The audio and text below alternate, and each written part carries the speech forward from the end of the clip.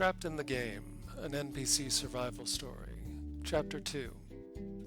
Consciousness comes to Cole violently. A pair of ugly men kick him awake. "Get up, acolyte." Cole feels anger build up in him, but submits to their command. Soon Cole is ushered into the room with the black chair. Immediately upon seeing the chair, Cole freezes. He's pushed forward and forced into it. His resistance is futile, and soon he's bonded once more. He is left in the darkness of the room for some time. As his body grows uncomfortable in its stationary position, Cole has time to contemplate his situation. The Red Sect is deeply tied to demon worship and summoning. By his expectation, they're trying to put a demon in his body. As the thought comes over his mind, he wonders if this is how his future self got summoned here. But none of that makes any scientific sense. None of this makes sense. As he gets lost in thought, he notices the glimmer of two eyes. Cole's breath catches as the woman in the red dress approaches. "Acolyte," she says. "What are you?" Cole's mind is torn. The question is a trap, but he can only grit his teeth and say what she wants to hear. "I am an acolyte of the Red Sect." Her eyes narrow. Yes, you are." "Tell me," she commands. "What demon do you have inside you?" I don't know." The beautiful woman, whose slender fingers bind like a vice, grips Cole by the throat. He tries to breathe, but can't. As the seconds tick by, Cole's lungs begin to burn and convulse. The pain of suffocation builds, causing tears to build in his eyes as he suffers. The misery brings him to the doorway of death, but as if bored, the woman releases him. Cole gags and heaves as he takes back air into his lungs. It takes some time for the noisy breathing to mellow. The woman in the red dress looks over him with mild interest. "How did you retain your mind, acolyte?" Cole feels tears pour down from his eyes as he shakes his head. "I don't know." She continues to question him on subjects he knows nothing of. "Your demon is weak," she finally says. "I doubt you will accomplish much, but even so, the summoning was successful." She seems to ponder something for a moment. "We will begin your indoctrination tomorrow. Rest for now." Her words should have been a relief, but the word indoctrination disturbs him. Indoctrination is a common practice for evil factions. It's not just a figurative indoctrination. It affects the mind attribute and can be impossible to break without the proper stat buffs. As Cole is led to his cell, he pulls up his stats list. Name: Cole Luna. Strength 1, Agility 1, Stamina 1, Mind 1, Potential Points 0. As he looks at his abysmal stats, he sees his potential points. These could be earned through actions like crafting and combat, among many other tasks. With the indoctrination coming tomorrow, Cole would need at least 5 points in his mind stats. This means he needs to get 4 potential points before then. But there is nothing available to him in this prison. There are no resources, only crumbling stone and a bucket. As despair threatens to overwhelm him, Cole's eyes land on a loosened rock on the wall. In Cole's long and varied career in Cosmos, he'd played many roles and studied many of the professions in the game. The profession he liked the most was also the simplest, at least in the early stages: engraving. To engrave is to carve a pattern into an object. All one needs is an engraving tool and a surface. The thing that makes engraving difficult is the pattern one seeks to carve. One needs blueprints to study and learn. developing the skill into a meaningful profession takes much work. For a new player, one would need to buy a blueprint, but Cole always had a good memory for the professions of Cosmos. He'd long studied beginner and master level engraving. With trembling hands, Cole begins to push and pull on the crumbling rock. The stone is even looser than he thought, and a chunk of jagged rock comes away to fit comfortably in his hand. With a deep breath, Cole takes a stone tool to a corner of the room. His hands still trembling, Cole begins to carve a magic circle into the stone wall, then lines and cuneiform-like notches. With a breath, he cuts the final piece, and a system alarm rings out. Successful engraving. NPC Cole Luna is awarded 500 legacy experience. NPC Cole Luna is awarded 1 potential point. Cole clutches the stone till his fingers turn white. In haste, he puts the point into mind. Mind, 2. Just by putting a single point into mind, Cole feels his consciousness grow sharper. His fear and weakness are less overwhelming, but not gone. He is still a long way from feeling comfortable with the situation. In earnest, he continues his work. XP plus 500, XP plus 500, XP plus 500. He repeats the process over and over, gaining XP every time. But the precious potential points only pop up infrequently. Without knowing day from night in his prison, Cole feels his bones and muscles ache as he completes his latest engraving. Huff, he sighs. Finally. Mind 5.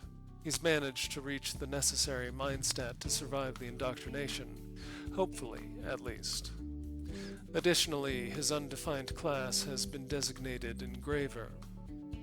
The rock implement is little more than powder in his hands, but he's managed to overcome this hurdle. As if having waited for him to complete his task, the cell door opens. Tired and sore, Cole drops the stone and follows the familiar men. This time they don't go to the room with the black chair. Instead, he's led up a flight of stairs and into a great hall. At the end of the hall is a grotesque statue shaped like a Baphomet. Terrible horns rise from the goat's head. A man's body and various bestial traits seem to express the Red Sect's aesthetic value. Psychological damage received, checking resistances. The system analyzes the data. Resistance threshold exceeds damage, no damage received. Cole sighs in relief, but thinks better than to let his guards see his comfort. As his eyes scan the great hall of the Baphomet, he sees other figures, each entranced by the statue. Many of the men and women look as miserable as him. Other acolytes he suspects. Not wanting to stand out, Cole continues to stare at the statue. The system continuously registers the psychological damage and his resistance. As the hours wear on, Cole receives experience points and a few potential points for enduring the statue's mystical effect. Rather than invest the points into mind, he puts them into stamina. With the long night of work and the exhausting presence of the Baphomet, his feeble stats are in desperate need of diversity. Strength 1, Agility 1, Stamina 4, Mind 5. The day mercifully ends, and Cole is returned to his gloomy tomb. Much as he wants to continue his engraving, exhaustion overwhelms him. System, he says as he falls to the floor. Wake me up in 4 hours. Understood, is the system's answer. He awakens to an alarm only he can hear. Fortunately, even as an NPC, he still has many of the functions of the system that players have. Despite surviving the indoctrination, Cole's mood is low. Checking the forums for new information, Cole can't help but feel jealous. The players are all on adventures of their own. Even those captured by a faction can't contain their excitement to see what will happen next. The worst that can happen is a player dies and is respawned, but NPCs don't come back to life when they're killed, and Cole doesn't want to test what will happen to him if he dies. Cole blows out a breath as he grabs a fresh stone shard and begins engraving into the wall. Initially, Cole only wanted to engrave sigils that would boost his potential points, but it doesn't take much to adjust his strategy. Cole begins carving sigils of power into the wall. With himself as the focal point of the arcane empowerment, each new engraving boosts his stamina and health recovery while he remains nearby. The hours carry on with the steady sound of stone cutting stone. His experience points keep rising at a steady pace. Unlike most games where experience points boosted class level, Cosmos used XP to invest in training in the player's techniques and abilities. With his class Engraver, Cole unlocked a few abilities. Sharpen improves cutting power of Engraver's implement. Identify weakness. A sharp eye can recognize fragility. Steady hand. Engraver is certain of where they cut. Cole dumps all his XP into Sharpen and brings it up to the 3rd level. The process of engraving grows easier with the new skills, and with the sigils in the cell, Cole feels himself grow more comfortable. Unfortunately, comfort in this place is fleeting. The door opens once more, and Cole is taken back to the great hall of the Baphomet. The psychological indoctrination doesn't last the whole day this time. It is more a matter of reinforcement. Afterward, Cole is taken to a room that looks like a lecture hall. Other acolytes sit in seats, their guards absent, save 2 powerful-looking men at the entrance to the room. The men and women seated throughout the room have various expressions on their faces. Some seem blissful and delighted to be there. Others are more bestial and look ready to bite someone. And perhaps the scariest of all are the ones with cold and calculating expressions on their faces. Every eye finds him on his entrance, and Cole feels himself swallow the lump in his throat. With a deep breath, Cole moves to a chair and sits down like the rest of the acolytes. He makes an effort to not look at any of the people around him. After some time, a man in a red robe enters the classroom. His eyes scan the men and women. "Glory to the Crimson God." His words stir the acolytes. "Glory to the Crimson God." Cole joins in for fear of being out of harmony in this dangerous place. "I must congratulate you, acolytes," the man says. "You have survived the trials and become peers among us." The lecturer looks over the gathering with indifferent eyes. "That said, you are the weakest and lowest among our brethren, barely worth the time it takes to train you. Most of you will be dead within a year. The worthy and the unworthy cannot share the same sky. So do not waste my time. Learn what I teach you and practice it for the glory of the Red Sect and our God." Cole looks around the room. A fanatical desire stirs in the acolytes. Even the cold and calculating students seem tense with excitement.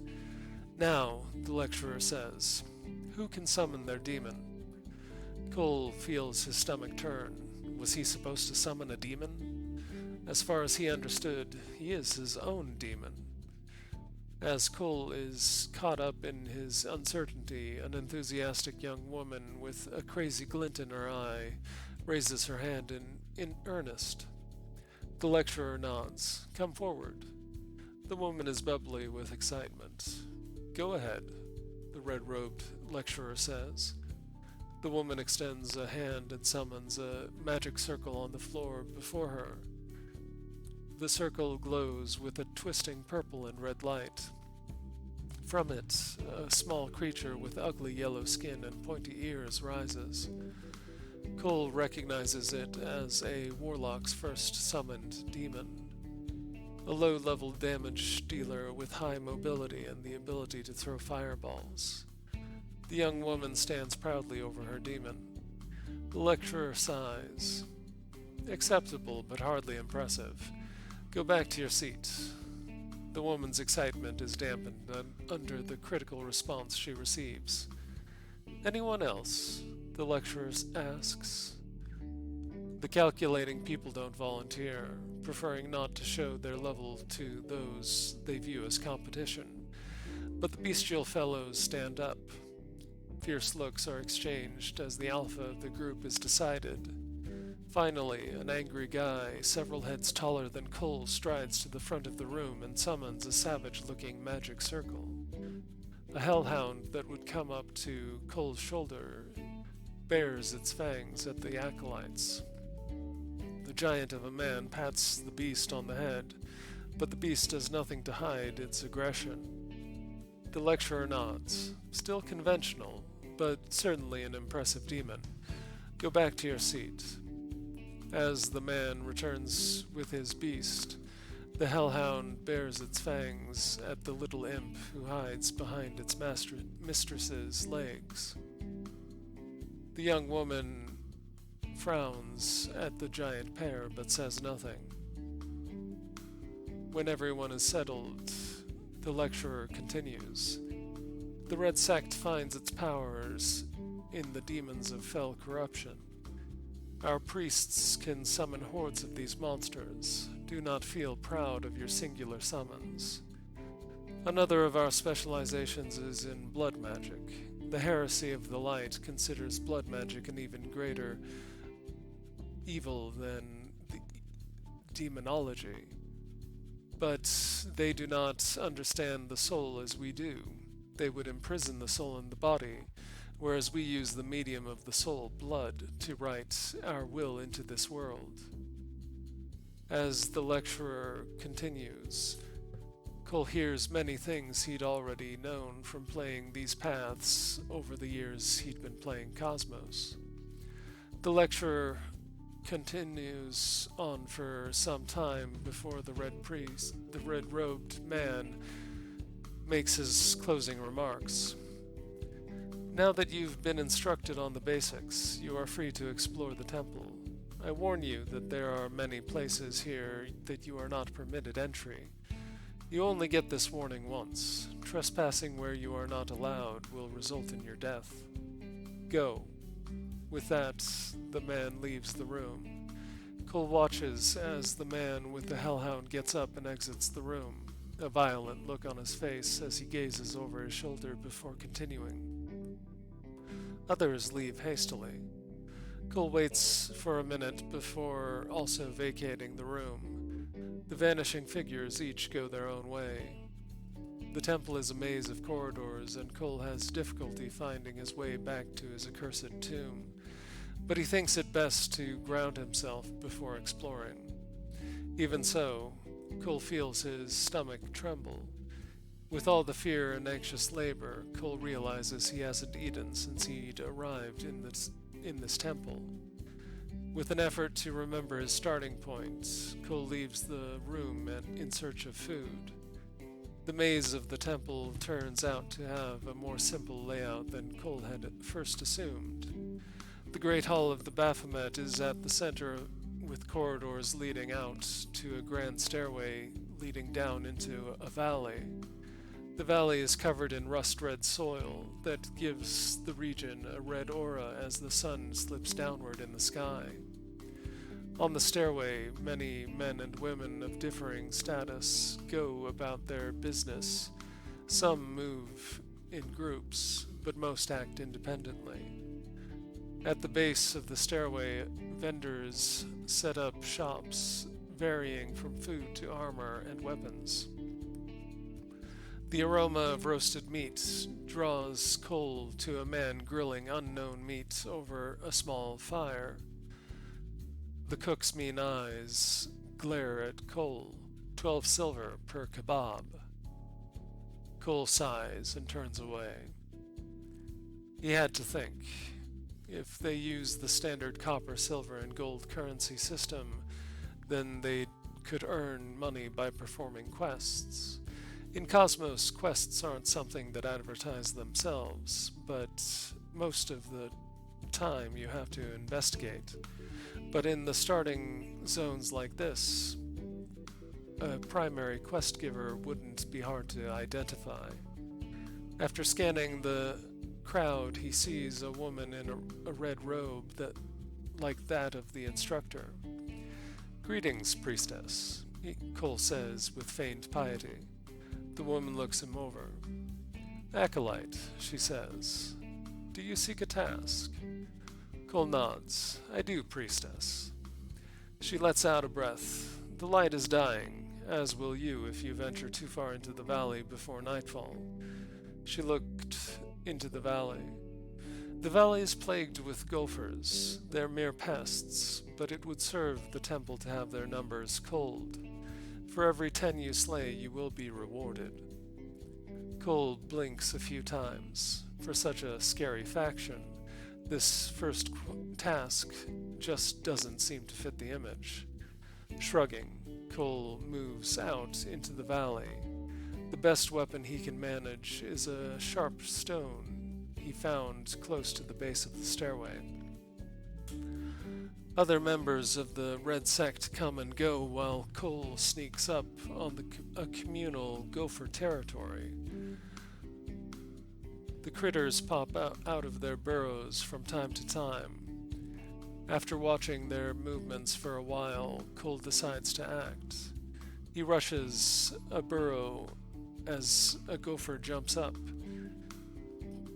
The effort is wasted as the gopher simply dives into its hole and is gone. Cole's eyes watch the varmints looking at him from the safety of their holes. He's tempted to throw his rock at the gophers, but knows it would be in vain. Truth is, Cole's stats are too imbalanced to be physically capable. His strength and agility stats are both at the base 1, but Cole already has a plan. He walks to one end of the gopher burrow and begins engraving a series of symbols into the ground. Moving around the field, Cole carves the sigil of fire into various places. When the final piece of his array is finished, Cole activates it and sets the field on fire, both above and below. The quest counter ticks the number of gophers that die at 53. Cole looks over his work. Recovering the corpses would be impossible, but the only thing he needed was for the quest to recognize his kills. Wiping the sweat from his face, Cole returns to the Red Priestess. The woman cocks her head to the side and as she looks at Cole. "I did not expect you to succeed so quickly or proficiently. You have my gratitude. Take your reward." Silver and copper coins appear in Cole's ethereal wallet. He can easily see the money listed on his HUD. Along with the money came a significant amount of XP that he uses to upgrade the steady hand skill to the 3rd level. Cole finishes his use of the menu and moves over to the unfriendly cook. He exchanges the silver for a few kebabs. In addition to the food, Cole finds his way to the well of the temple and buys a canteen from a vendor before filling the container. With a relief, Cole watches the sun fall beyond the horizon. For the first time since this whole ordeal began, he thinks he might be able to survive.